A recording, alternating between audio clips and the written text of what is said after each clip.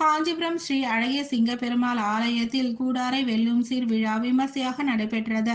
108 திவ்ய தேசங்களில் ஒன்றான திருவேலுக்கை என்னும் ஸ்ரீ அழகிய சிங்க பெருமாள் ஆலயத்தில் மார்கழி வைபவம் விமர்சையாக நடைபெற்று வருகிறது.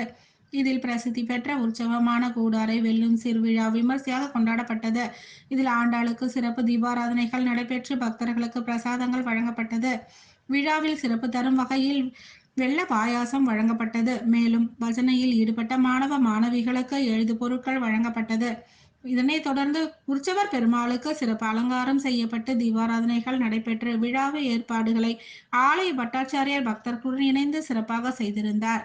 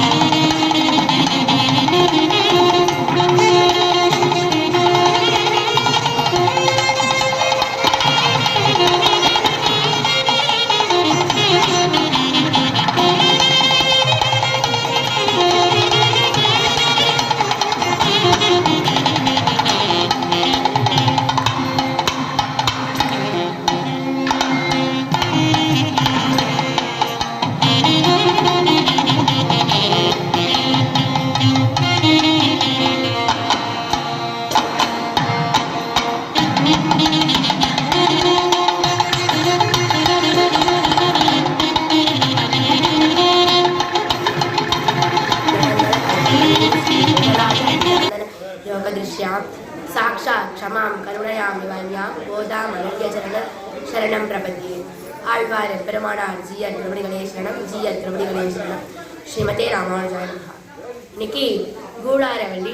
இன்னைக்கு நான் என்ன பாசனம் அப்படின்னா, கூடார வீட்டும் செய்கோவிலா உன் நன்மை பாடி பறை கொண்டே யாப்பெரும் சம்மானம் நாடு புகழும் பரிசினால் நன்றாக சூடகமே தோல்வழியே தோடே செழிப்பூவே பாடகமே எந்தனைய பல்கலனும் யாமுறையும் ஆடை உடுப்போம் அதன் பின்னே பால் சோறு முரணை பேடு முரங்கை வழிவார கூடியிருந்து குளிர்ந்தேலோர் என்பாவார்.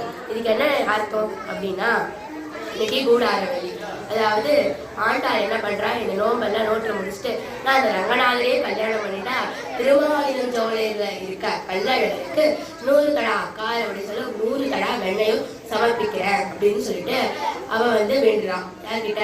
திருவாயிரஞ்சோலை கல்லழக கிட்ட. அப்படி வேண்டாச்சு, ஒரு தெய்வத்துக்கிட்ட நம்ம ஒரு வேண்டிட்டோம்னா அது என்ன நிறைவேற்றணும் அப்படின்னு சொல்லிட்டு ஒரு பழமொழி உண்டு. அது போல ஆண்டாலும் வேண்டிட்டா, அதே போல ரங்கமன்னாரும் ஆண்டாலும் சேர்ந்துட்டா. ஆனா அவ என்ன பண்ணிட்டா, பெருமாள் கூடிய அடைஞ்சதுனால தாயாரும் பெருமாளும் ஒன்னாவா ஆயிட்டா. அதனால அவளே அவளுக்கு நெய்வேத்தியம் பண்ணணும் அப்படின்ற ஒரு இது கிடையாது. ஆனா என்ன ஆச்சு, இதுக்கப்புறமா 300 ஆண்டுகளுக்கு அப்புறமா சுவாமி பகவத் ராமானுஜர் அப்படின்ற ஒரு ஆச்சாரியர் அவதரித்தார். அந்த ராமானுஜர் என்ன பண்ற, கல்லழகரை சேவிக்க போகும்போது டக்குன்னு ஆண்டாள் ஞாபகம் வந்துட்டான். என்ன ஞாபகம்? ஐயோ, ஆண்டாள் 100 கடா அக்கார அப்படி சொல்லி 100 கடா வெண்ணையும் சமர்ப்பிக்கிறதுனாலே வேண்டுதல் வச்சுட்டாலே அது நிறைவேற்றவே இல்லையே அப்படின்னு சொல்லிட்டு நான் அவளுக்கு அண்ணனா இருந்து நான் இதை பண்றேன்னு சொல்லிட்டு அவர் 100 கடா அக்கார அப்படி சொல்லி வெண்ணையும் சமர்ப்பிச்சாரு. அப்பதான் இதை ஆண்டாள் நினைச்சிட்டு ரொம்ப மனமகிழ்ந்து, ஐயோ, நான் பெரியாழ்வாரோட பெண்ணா இருந்தேன், எனக்கு அண்ணா யாரும் இல்லை, என்னோட தமக்கையா எடுத்துட்டீங்களேன்னு சொல்லிட்டு அவருடைய கர்ப்ப கிரகத்துல என் அண்ணனே, கோயில் அண்ணனே அப்படின்னு சொல்லிட்டு அவர் கட்டி வாரி பிடிச்சிட்டாரு. அப்ப ராமானுஜருக்கு எனக்கு இவ்வளவு பெரிய தங்கையா அப்படின்னு சொல்லிட்டு 2 பேரும் அண்ணன் தங்கையா இருந்தாரு. அதனாலதான் ஆண்டாள் ராமானுஜருக்கு கோயில் அண்ணன் அப்படின்ற ஒரு பேரும் வழங்கினான். அதனாலதான் கூடாரவழியில எல்லா சன்னதிகளையும் 100 கடா அக்கார வடிசலையும் உங்க பெருமாளுக்கு சமர்ப்பிச்சுட்டு எல்லா பாகவதர்களுக்கு ஆழ்வார் பெருமானார் ஜீயர் திருவடிகளேசனம், ஜீயர் திருவடிகளேசனம், ஸ்ரீமதே ராமானுஜாய நமஹ.